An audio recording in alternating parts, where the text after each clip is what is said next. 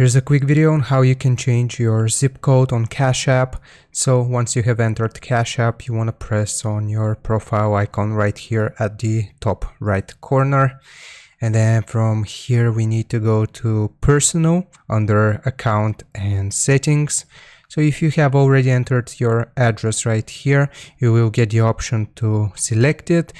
For me, I have not entered an address yet, but if you click right here on your address and you change your address, you will get the option to replace address somewhere around here. If you press on replace address and type in your new address, then the zip code will automatically change to your new address. So Cash App does this automatically. Just write your new address and it will automatically change your zip code. So hope this was helpful. Hope you managed to learn where to find the option, and I'll see you next time.